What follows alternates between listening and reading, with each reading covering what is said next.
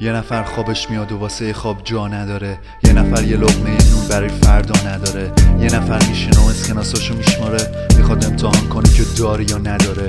یه نفر از بس بزرگ خونشون گم میشه توش، اون یکی اتاقشون واسه همه جا نداره. بابا میخواد واسه دخترش عروسک بخره، انتخابم میکنه ولی پولشو نداره. یکی دفترش پر از نقاشی و خط خطیه، اون یکی مداد برای آب و بابا نداره. یکی ویلای کنار دریاشون قصره، ولی اون یکی حتی تو فکرش آب دریا نداره. یکی بعد مدرسه توپ چل دیگه میخواد، مامانش میگه اینا گرونه اینجا نداره. یه نفر تولدش مهمونیه همه میان، یکی هم تقویم واسه خط زدن روزا نداره. یکی هفته یه روز پزشکشون میاد خونش، یه جا دیگه یکی داره میمیره خرج مداوا نداره. بعضی قلبا دنیایی واسه خودش داره، یه چیزایی توش داره که توی دنیا نداره. همیشه تو دنیا کلی فرق بین آدما، یه قانون شده و دیروز و حالا نداره. یه بار دیگه بعضی قلبا دنیایی واسه خودش داره، یه چیزایی توش داره که توی دنیا نداره.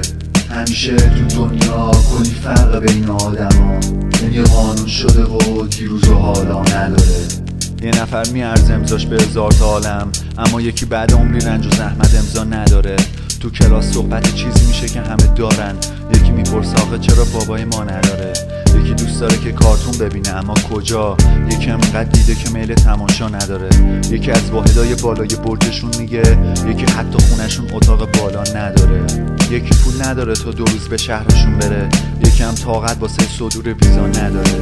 یکی جایی خاله بازی کلاس شنا میره، اما اون یکی چیزی واسه نقاشی کردن نداره. یکی فکر آخرین رژیمای غذاییه، یکی از بس که شب و روز نخورده نان نداره. یکی از بس شامین گرمه میفته از نفس، یکی هم برای گرمای دستاش پا نداره. دخترک میگه خدا چرا ما، مامانش میگه عوضش دخترکم اون خونه لیلا نداره. بعضی قلبا دنیایی واسه خودش داره، یه چیزایی توش داره که توی دنیا نداره. همیشه تو دنیا کلی فرق بین آدما، یه قانون شده و دیروز و حالا نداره. یه بار دیگه بعضی قلبا دنیایی واسه خودش داره، یه چیزایی توش داره که توی دنیا نداره. همیشه تو دنیا کلی فرق بین آدما، یه قانون شده و دیروز و حالا نداره.